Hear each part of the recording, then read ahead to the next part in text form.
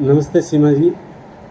आज 10वीं कक्षा का हिंदी का पेपर हुआ है और उसमें हमारे बीच में सीमा जी हैं जो हिंदी के बहुत ही माहिर और जानकार हैं इस विषय के, हिंदी भाषा के। तो ये कविता वगैरह भी लिखते हैं और इनका मंच संचालन तो हमने सबने देख रखा है।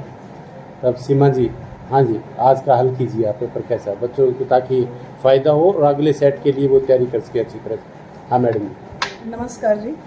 तो आज का जो प्रश्न पत्र है उसे मैं हल करने जा रही हूँ। तो पहला जो प्रश्न है कि अलंकार के कितने भेद हैं। ऑप्शन थे इसमें, तो सही जो ऑप्शन है विकल्प है वो है 2, यानी कि शब्द अलंकार और अर्थ अलंकार। अगला जो प्रश्न है कि दोहा कौन सा छंद है, उसका ऑप्शन जो सही है वो तीसरा है अर्धसम। इसके बाद तीसरा प्रश्न है कि निम्नलिखित में से कौन सा अविकारी शब्द नहीं है। तो यहाँ पर बाकी जो शब्द है वो अविकारी है, एक ही शब्द है जो विकारी शब्द है वो है नाम। मैडम जी ये बताना विकारी क्या होता है, विकारी क्या होता है? हाँ जी, विकारी शब्द वो होते हैं जो लिंग वचन काल कारक आदि के द्वारा जिनके अंदर परिवर्तन हो जाता है, और जिनमें परिवर्तन नहीं होता वो होते हैं अविकारी शब्द। उसके बाद है कि अगला जो प्रश्न है कि जब कोई शब्द वाक्य में प्रयुक्त होता है तो वो क्या कहलाता है, वो कहलाता है पद। यानी अलग अलग होगा तो उसे शब्द कहेंगे। हाँ जी। और यदि वाक्य के प्रयोग है हाँ तो हम तो उसको उसे शब्द कहेंगे, कहते हैं। उसे पद। शब्द कहते हैं। हाँ जी, तब पद कहा जाता है, उसे पद कहते हैं। अलग है शब्द तो उसे, जैसे मान लीजिए हमने बोला कमल, कमल एक शब्द है, लेकिन अगर हम कहते हैं कि कमल का फूल सुंदर होता है, तब ये कमल जो है जब वाक्य में प्रयुक्त हो गया तो ये पद है, पद करेगा। हाँ जी। अगला जो प्रश्न है वो है हमारी अगली किताब में से, उद्धव को बड़भागी किसने कहा है। तो बड़भागी उद्धव तुम हो अति बड़भागी, ये गोपियों ने कहा था कि तुम बड़े ही भाग्यशाली हो। अगला प्रश्न है ये जो क्या नाम बताया, उद्धव। ये उद्धव कौन था? उद्धव जो था वो कृष्ण का सखा, कृष्ण जो है उनके सखा थे। और जब कृष्ण मथुरा चले जाते हैं गोपियों को छोड़कर, तो गोपियों को योग का संदेश भेजने के लिए उद्धव को भेजा जाता है कि उन्हें योग का संदेश दें। हाँ जी। अगला प्रश्न है कि नाथ संबुधनी भंजनहारा को होई कोई दास तुम्हारा। तो यहाँ जो प्रश्न है वो ये है कि हे नाथ, शिव धनुष को तोड़ने वाला आपका ही कोई दास होगा। इसका सही ऑप्शन है, ये शब्द जो कहे थे वो राम ने परशुराम से कहे थे। यानी जब राम ने धनुष तोड़ा था तो परशुराम गुस्से में हुए। बिल्कुल। उन्होंने कहा कि किसने तोड़ा है, तो वो कहता है आप ही का कोई दास होगा। हाँ जी। अगला प्रश्न है काव्य सौंदर्य स्पष्ट कीजिए। रे नृप बालक काल बस तो ही ना संहार, धनु ही सम त्रिपुरारी धनु विदित सकल संसार। इसका थोड़ा हिंदी में अनुवाद बताना क्या होगा? यहाँ पर जो परशुराम है वो क्रोधित हो जाते हैं और वो लक्ष्मण को कहते हैं कि हे नृप बालक, कि अरे राजकुमार, काल वश, तुम काल के वश में हो गए हो, बोलत इसलिए ही इतना बोल रहे हो, तो ही ना संहार, तुम अपने आप को संभाल नहीं पा रहे हो। धनु ही सम, यानी कि जो छोटी छोटी जो धनुषियाँ होती है तो उनके साथ तुलना कर रहे हो। किसकी तुलना कर रहे हो? त्रिपुरारी धनु, यानी कि जो तीनों लोगों के धनुष के रूप में सकल संसार, पूरे संसार में विदित जाना जाता है। कि जो शिव जी का धनुष है वो तो तीनों लोगों में जो है, तीनों लोगों के धनुष के रूप में जाना जाता है शिव जी का धनुष, और तुम उसकी छोटी छोटी धनुषों से तुलना कर रहे हो, तो इसलिए वो जो है लक्ष्मण पर क्रोधित हो जाते हैं। यहाँ हमने केवल काव्य सौंदर्य बताना है। तो काव्य सौंदर्य क्या है कि काव्य के जो अंग हैं, कविता के जो अंग हैं, हमें उसकी डिटेल देनी होती है, यहाँ पर विस्तार से बताना होता है। कि सबसे पहले तो हम बताएंगे मूल भाव। तो मूल भाव यही है कि जब लक्ष्मण परशुराम पर कटाक्ष करते हैं तो परशुराम भी क्रोधित हो जाते हैं और वो ये कहते हैं कि तुम तो बड़ा जो शिव जी का धनुष है उसकी तुलना तुम छोटी छोटी धनुषियों से कैसे कर सकते हो। उसके बाद भाषा वगैरह बता देंगे, जैसे हमें पता ही है कि रामचरितमानस में से लिया गया है तो अवधी भाषा में लिखा गया है इसे। और अलंकार भी बता देंगे, जैसे मान लीजिए यहाँ पर धनु ही सम तुलना की गई है तो उपमा अलंकार है। तो इसके अलावा हम शैली बताएंगे, भावात्मक शैली है, चित्रात्मक शैली है और दोहा छंद है इसमें। इसके बाद अगला जो प्रश्न है कि गोपियों ने किन किन उदाहरणों के माध्यम से उद्धव को उलाहने दिए। अब उद्धव जो हैं उन्हें गोपियों को योग का संदेश देते हैं और गोपियाँ जो कहती हैं कि जो कृष्ण हैं वो स्वयं छोड़कर उनको चले गए, स्वयं तो आए नहीं वो, और उन्होंने क्या किया कि संदेश भेजने के लिए भेज दिया उद्धव को। तो गोपियाँ तरह तरह से उसको उलाहने देती हैं, उस पर व्यंग्य भी करती हैं कि तुम तो जैसे कमल का पत्ता है वो कीचड़ में रहता है, कीचड़ की बूंदें उसको छू भी नहीं पाती, तुम रहते तो कृष्ण के पास हो, तुम्हें कृष्ण का प्रेम छू भी नहीं पाया। फिर ये कहते हैं कि जैसे कोई गागर है, मटकी है, उसका तेल लगा देते हैं, उसे हम छोड़ देते हैं पानी के अंदर, तो जब वो पानी के अंदर छोड़ते हैं तो उसे पानी की बूंदें स्पर्श भी नहीं कर पाती, तुम्हें तो छू ही नहीं पाया। फिर वही कहते हैं कि हम तो जागत सोवत स्वप्न दिवस निसी काना काना जकरी, हम तो जागते हुए सोते हुए दिन में रात में कृष्ण कृष्ण जपते हैं, और तुम हमें क्या कर रहे हो, योग का संदेश दे रहे हो। जहाँ से हम उम्मीद कर रहे हैं कि हमने संकट से बचाना, और वहीं से तुम क्या कर रहे हो कि योग की धारा बहा रहे हो, तो वहीं से तुम योग की धारा बहा रहे हो और तरह तरह से उल्हाने देते कि हम तो कृष्ण का जो है अवधि आधार आस आमन की, हम तो अब समय ही हमारा सहारा है और उनके हमें आने की पूरी उम्मीद है। लेकिन जब तुम हमें ये योग का संदेश दे रहे हो तो तरह तरह से हमें क्या है, वो हमें प्रताड़ित कर रहा है।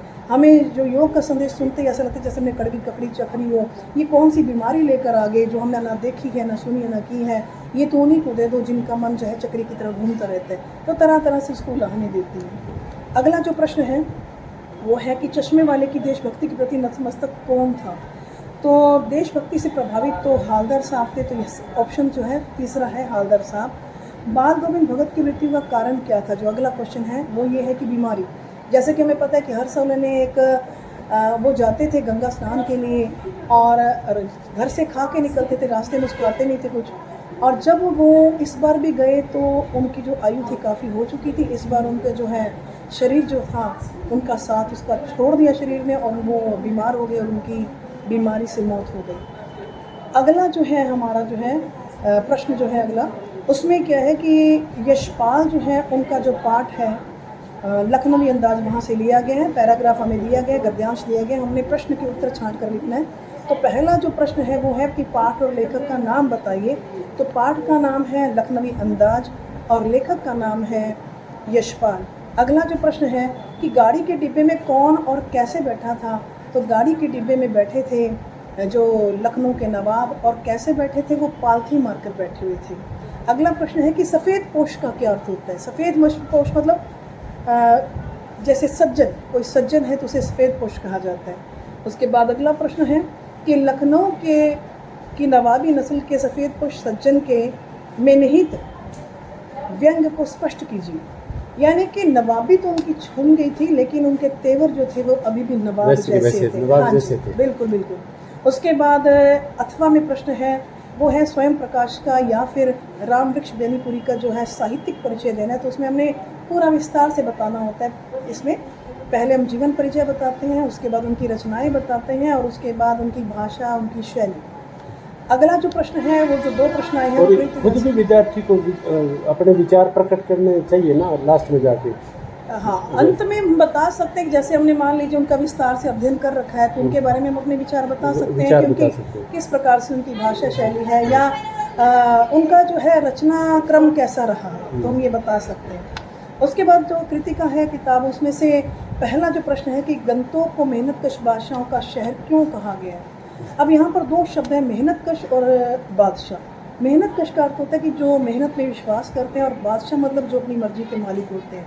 तो जो गंतोक शहर है वो बड़ा ही सुंदर शहर माना जाता है, और कहते हैं कि वहाँ के जो लोग हैं उन्होंने अपनी मेहनत से उसे सुंदर बनाया है, इसलिए गंतोक को मेहनतकश बादशाहों का शहर कहा जाता है। वो लोग अपनी मर्जी के मालिक हैं, लेकिन उन्होंने मेहनत करके उस शहर को सुंदर बनाया। अगला जो प्रश्न है कि माता का जो आंचल पाठ है, माता पिता का बच्चे के प्रति जो वात्सल्य भाव है वो बताना है अपने शब्दों में।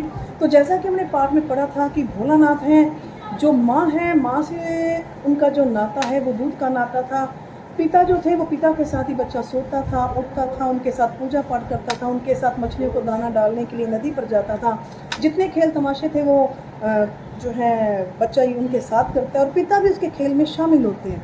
और जो माँ है, माँ किस तरह से अपनी प्रेम, अपने वात्सल्य की व्यक्ति करती है कि जैसे उसको नहला धुला कर उसको अच्छा खासा उसको कन्हैया बना देती है, उसके तेल की मालिश उसके सिर पर करती है। और जब उसके पिता खाना खिलाते हैं तो वो ये बोलती है कि मर्दवे क्या जाने कि बच्चों को कैसे खिलाया जाता है। और वो क्या करते हैं कि रोटी की ग्रास बना कर, कभी चावल भात की बनाकर उसके मुंह में डालती कि खा ले कबूतर उड़ जाएगा, ये देखो कबूतर है, फिर कहती कि मोर है, ये चिड़िया है। तो इस तरह से क्या है कि पूरे पाठ में माता और पिता का जो वात्सल्य भाव प्रकट हुआ है, ठीक वैसे हमारी आम जिंदगी में भी होता है कि जो माँ और पिता हैं उनके लिए जो उनके बच्चे हैं वो उनकी असली निधि होते हैं और उसका पूरा जो अपना वात्सल्य है वो उन पर लुटाते हैं।